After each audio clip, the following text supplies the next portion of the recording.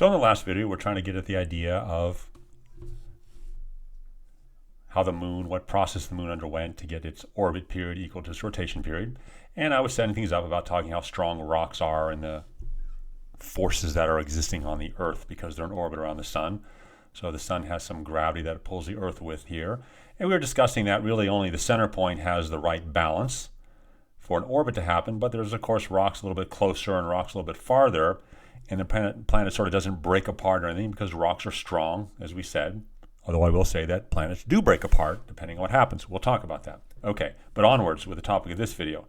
So that was the first thing I wanted you to get out of this scenario, looking a little more carefully at orbits, is that one, rocks are strong and basically the planet will hold together, although not always. Okay, but I won't say that anymore. Okay. The next thing I'd like you to notice is that if you look at these rocks right here, on sort of the right side of the balance line, these are sort of too far. They're sort of too far away because remember, the balance point is here. This is what's balancing with the sun's gravity to keep the orbit. This is the balance between the speed and gravity is right there. These are too far away because these are out here. Likewise, these rocks over here are actually too close. And by that I mean, to the sun, too close, too far to the sun, right? Because remember, the balance point is here.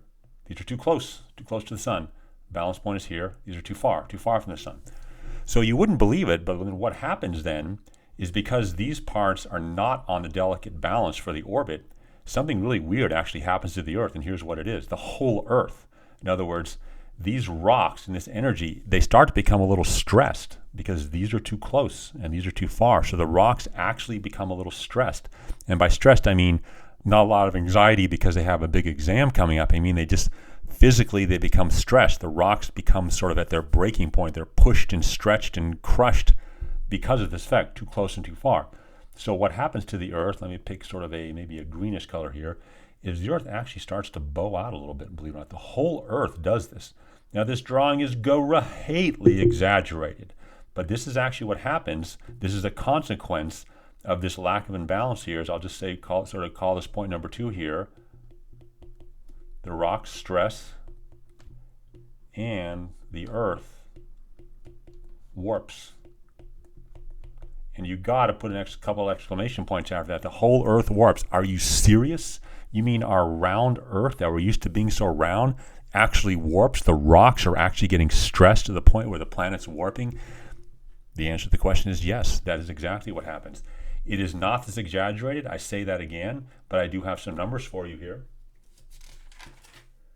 So because of this effect, if you had a perfectly round Earth like this, and then you had the Earth, because it was stressed a little like that, and I'll go ahead and draw my exaggeration because I really don't know how else to draw it.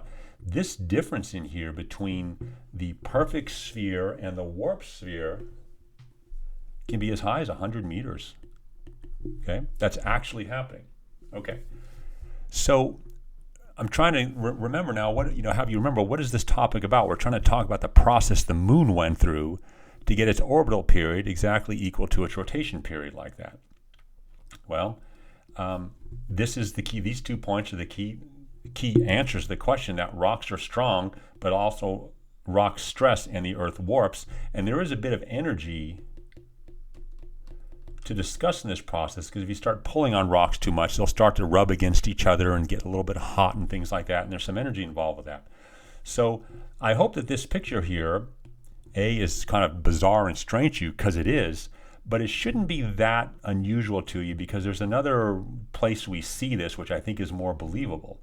Okay, so say once again, this is the Earth right here, and let's just say we know the Earth has these wonderful oceans around it. Let's forget land for a moment because land just complicates what I want to say, but just say we lived on a planet that was just full of water like that, and the Earth is 2/3 water, so I think that's okay to say, well, no land at the moment. So when the moon is here, of course the moon pulls on the Earth. And do you know what happens when the force of gravity from the moon pulls on the water of the Earth? So yes, the Earth will warp a little bit. We discussed that, but what do you think happens to the water? Well, like we said before, this water is very close to the moon. This water is very far from the moon. So what happens is the water is going to warp a little bit like that. The water is going to warp, and so let me just sort of put some more water here, because the water is sort of going to warp over here. And this water over here on this side sort of is a little bit too far away from the moon. And so what it'll do, it'll just sort of stretch into outer space a little bit like that, because it's not pulled on as strongly. And so does anyone know what this pileup of water is called?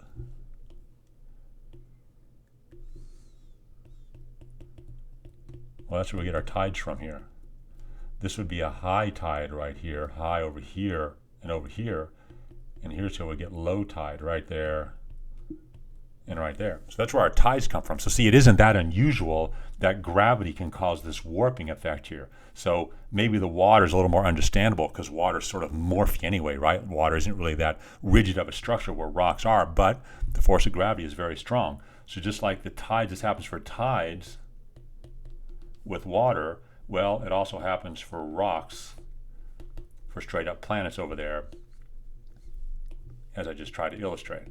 Okay, so that's the general idea. Now in the next video, I'm going to try this. It's going to be the most difficult one. I'm going to try to tell you how the moon got its orbital period exactly equal to its rotational period.